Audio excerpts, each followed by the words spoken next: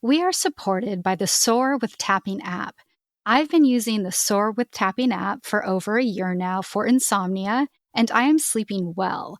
Tapping is a science-backed tool that can help calm your nervous system and release emotional weight. Amy Vinca, EFT expert and friend of the show, guides each session, making it simple to start healing right from your phone. Visit the Soar with Tapping app in Apple or Google Play stores and start your journey towards freedom.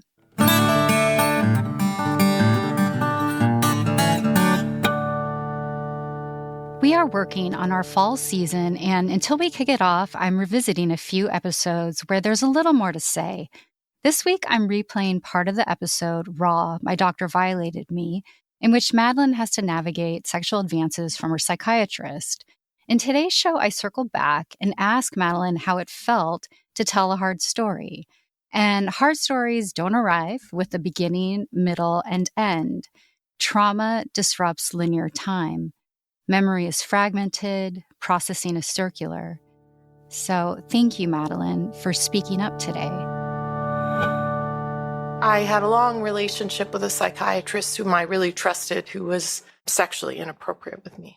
You know, it's hard to talk about. I think psychiatry is a really important field, and I know intellectually it's not an intellectual thing, though. It's an emotional thing, too, that I have some trust issues. Being vulnerable and really saying what I need to say. And the thing that hurts most about that experience is, like, I hate that I was such an easy mark. You know, like I hate that I was such an easy, or it feels that way, that I was such an easy target. And there are a lot of really good psychiatrists out there who could help me. So why punish myself by not trying it with these better boundaries and information I have available to me now? I'm scared, I guess. I'm scared. I think I should listen to people I trust, like you and my therapist, and try it. Try it. And if anything feels off, if any comments are made or things are done that don't feel right, I will, maybe I'll feel a little more confident in trusting my gut and saying, this isn't right.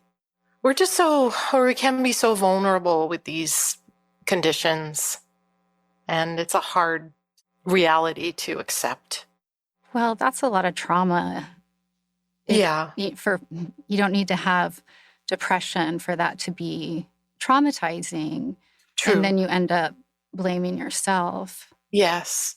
I understand that easy mark feeling very much. Because we really want to be normal or feel like we're normal, whatever that word means. But it's like, oh, you can read this on me. Like it's visible, not just my tremor, not like there's something when you get to know me, and this was a psychiatrist I saw for years and it happened quite gradually. It's hard. I can't really even articulate it yet, even though it's been a number of years since I ended that relationship. So it's just painful in a lot of ways. And I know we always do this, don't we? We're like, oh, it could have been so much worse and people have had it so much worse. And that is true. And also what happened to me was painful and left its mark on this easy mark. I had a creepy psychiatrist. Did you? Yeah. Who said a few things to me that were upsetting. Yeah, he would comment on my appearance, and then some physical things started to happen, and I talked to my therapist about it, and she's very good at keeping a neutral face, but she had a little tell that I was like, oh, I could see just this little shift in her face that made me say, oh, crap, this is bad. Like, this is bad. Like, it's not. So she brought me a pamphlet the next week that said, why sex and therapy is never right. I was not raped. Will say that. But, and I talked to her about feeling like such an easy mark.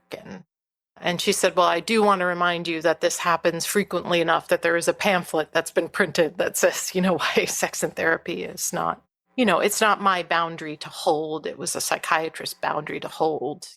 Yeah, I'm not making much sense here. No, Oh. you are making sense. Mm. I had a psychiatrist, never went that far. And it was Yeah. confusing because he was very respected in the community and I thought he really Yes. cared for me. So it was hard for me to parse it out. Oh, yes. I wonder if, Same. I wonder if I have the Same. same I had a psychiatrist. my dad had died not long before I started seeing him, and physically he looked a bit like my dad. His body was about the same size, um, and he did care about me. He did care about me, and so it was particularly hurtful when he would start making comments about my breasts, and um, he would start hugging me after sessions, and then start whispering things in my ear that were not. So it was, and then I was concerned about him. Does he have dementia? And it became about me justifying what was happening, or saying, oh, he's just eccentric, But I have a really great therapist who helped me it's like I needed to get a therapist to talk about my relationship with my psychiatrist. So, but she really helped me see that it was not my boundary to hold, like that a mental health professional shouldn't be initiating physical contact with you. You shouldn't have to set boundaries about them not touching you without your consent. And I mean, he also offered to do a breast exam for me because, and I did say, no, thank you. Yeah, it was pretty messed up. And the fact that it took me so long to really acknowledge, and I ended up writing him a letter saying, I don't think that you should talk to your patients in that way. And I believe that you really care about me and I care about you, but this has been so confusing. And I realized through working with this therapist, this was not my boundary to hold. It was yours to hold as a medical professional, as a psychiatric professional. So please, I don't want any more contact with you. I'm still like, I didn't have the wherewithal to report him. I had real shame about it. I still felt protective of him. So my hope is he retires soon. He probably will. He's an older doctor, but I do have some guilt about that. Like, I hope it's not happening to anybody else. And I wish I were stronger like, if my friend told me this story, I'd be like, hell yeah, you've got to report them. And this is crazy. But somehow I couldn't get there. I think that's tough. Yeah, you kind of have to give up at some point and say, yeah, this isn't my battle to take Yeah. to somebody else. Yes. I'm just going to protect myself here. And that's what I can do. You don't have to go out and fight the fight. I just couldn't, even talking about it now, I feel such shame about it. But I do very much trust my therapist. And I believe I can find a psychiatrist whom I trust and whom I can vet a little, from a place of some more experience and more understanding. Like, I can end it sooner if those red flags come up. Hopefully they won't, but it has been a barrier for me to getting better, or, feeling better, or getting interventions that might help me feel better. Was it hard to listen to? It was, and it also was clarifying because I could see how I would start to say something and then I wouldn't finish the thought. I could see how it's still alive in me, if that makes sense. And maybe I need to find a way to be a little more disciplined about looking at it and seeing what I'm so afraid of. To me, it was interesting that I could, with a little distance, with hearing the conversation, I thought, I can't even finish my thought about what he did and so that it felt to me still like I feel protective of him and I feel unsure that this really was any kind of, or I'm not unsure, but that I don't want it to have happened. But it did. Yeah, I think sometimes I've been working through an issue similar we'll just Yeah. say a sexual assault. And I felt like I was never allowed to process it or talk about it. And nobody initiated any conversation about it, that's for sure. Right. No one suggested to go to a group and talk about it. It just got totally swept under the rug. And I feel like unless we have some encouragement to start talking about it, it's very easy to start questioning yourself and not allowing you those words, right? I mean, Yeah. it should be like firm in you. This happened. This is what it's called. I've got this down. I deserve to own it. And Hmm. I, deserve to acknowledge it. And sometimes I just feel like we don't have that friend or that relative or someone that gives us permission in a way. Yeah, that's a really good observation. How did you get to a place then where you felt like you did it come from inside of you? Was it just get to a point where you had to deal with it or it was going to take over? Yeah, I mean, it was just through private therapy, I think. Hmm. And some of this is really old trauma that all of a Yeah. sudden you go, oh my gosh, it's still there. And I still, yeah, I was, it was suggested Yes. that I stay quiet. Oh, okay. Have you talked about this experience with anyone I beyond had just a therapist? I kind of dropped little tidbits because I think part of me knew this was messed up and it wasn't just because another justification I had was maybe this is some kind of therapy I haven't heard about where he's seeing if I'll assert myself, and I would drop little tidbits like, oh, the doctor said this about my breasts, or like made this joke about my breasts, or said, when I was concerned about anybody ever wanting to be with me again, he would say, like, I can't believe everybody doesn't want to have sex with you. And I'd get some looks like, your psychiatrist said that? That's weird. And then I'd immediately kind of say, oh, well, he's, eccentric. That's all that, he said. He cares about me, blah, blah. I would protect him. So I would both like chum the waters of, is this weird? And then go to defending him because I guess at the same time I knew it was messed up and I didn't want to look at it. Like, and I didn't feel like I could lose him. How long were you seeing him before this started to happen? I think I was seeing him for at least 3 years before these comments started to happen. It's a little hazy. And it wasn't every visit, like that. I do remember the first time it happened because he also wrote poetry. Should have been my first clue, right? But he told me he was going to take part in this poetry slam. And I said, his last name starts with the letter C, as in cat. So I said, oh, I'll start calling you Dr. C Slam. Is that okay? And he said, oh, only if I can start calling you Magnificent Chest or, Magnificent Breasts. And I was like, ha, ha, ha, laughed it off. I thought, well, that was just a weird thing that hopefully he immediately regretted after saying. Then he would make he kept making comments about my breasts, about my body, that what the sexiest part of my body was, that kind of thing. And I found myself wearing looser and looser clothing to the sessions. I was really sort of trying to hide myself. But it continued, and he took to hugging me after sessions and they got a little longer and a little longer. And like at first it was so nice because I really miss my father.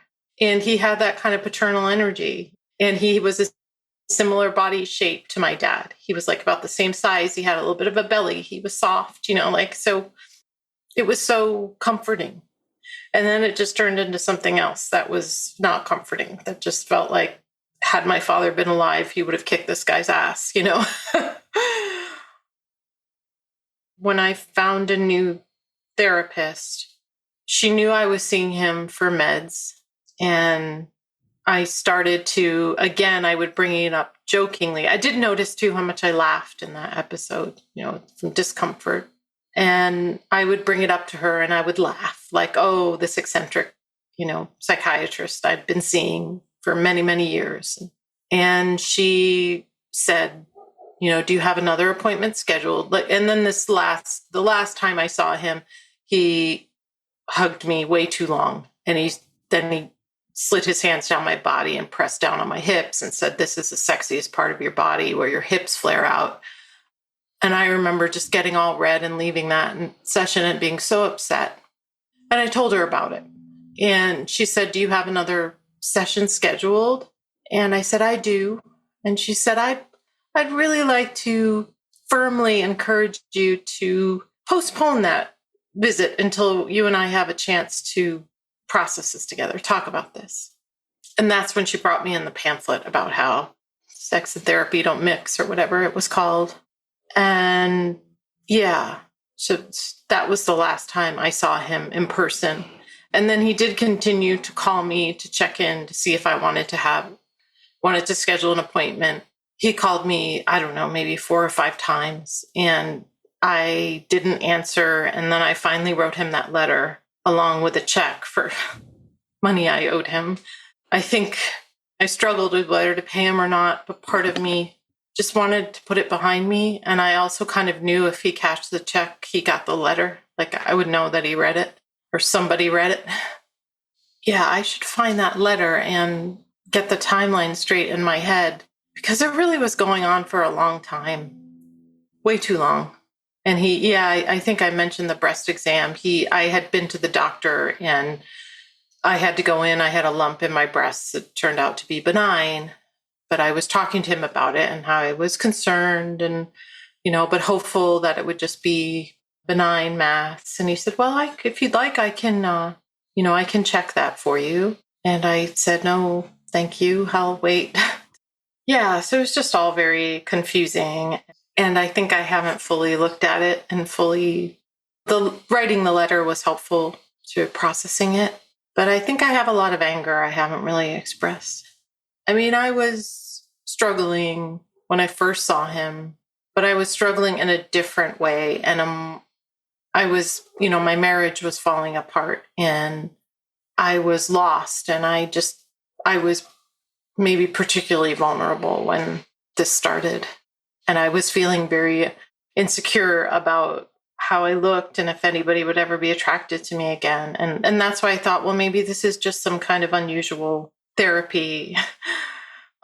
Yeah, but I didn't ask him and I didn't say, what the fuck? Please don't talk about my body like that. Like, that's not okay with me. I just let it happen. Well, and I paid him for the privilege, Oof. And he cashed the last check. He cashed it. Yep. And I didn't hear from him, but I asked him to please not, that I didn't want to be in contact with him. And he did respect that. Well, I hope that letter was more for you than for him. Yeah, no, it was. It was at least to say, this happened. We both know this happened. And it was really confusing. And I really trusted you. And it hurts. I don't think you should speak to your patients like that. And I don't want to be in contact with you anymore. Yeah, I mean, that was the gist of it. But mainly about how he abused my trust. Thank you so much for listening to this episode. I have to confess, I gave Bipolar She 5 stars today, and we've been going for 30 plus episodes. But the rate and review on Apple Podcast wasn't clear to me, I guess. So please take a second to rate and review. With Apple, it's on the podcast homepage, and you just scroll down. We need to reach more listeners so these stories can help normalize mental illness. Please share an episode with someone who it may help. Again, rate, review, and share. That's how we're going to keep this podcast alive. And as always, thank you.